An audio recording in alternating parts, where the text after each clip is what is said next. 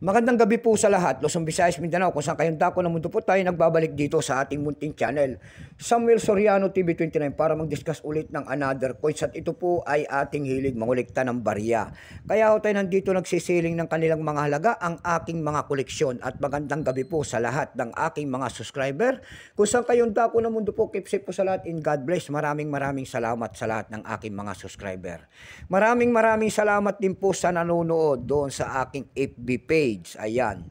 Yung mga nakapalo sa akin, thank you so much sa inyong lahat. Ayan, pakipalo naman sana ako doon sa aking FB page, Samuel Soriano. Meron naman tayong pag-usapang barya, at ito po ay barya po ng BSP. 25 centimos po, ayan, kung tawagin ng ating mga Tagalog po, ito po ay Tansong Dilaw.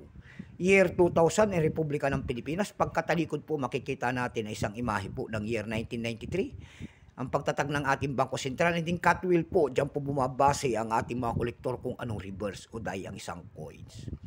Bago tayo magsimula sa ating talakayan, kilalanin mo muna natin siya para makita natin ang kanyang presyo. Issue po Philippines po, Period Republic 1946 up to date po, type standard circulation coins, years 2000 hanggang 2000, 1995 hanggang 2003, ayan. 1995 hanggang 2003 lamang ito, at ito po ay hindi namamagnet. Yung 2003 hanggang 2017 yung po ay namamagnet. Ibinukod ang bawat isa kasi po magkaibang materialis ang ginamit.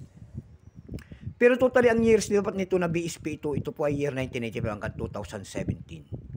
Value nito 25 centimos po, nakapaloob po sa BSP series. Currency piso, 1967 up to date po. Composition niyan ay brass. May bigat itong 3.8 grams. May habang 20 mm. May kapal po naman ito 1.5 mm. Hugis po bilog.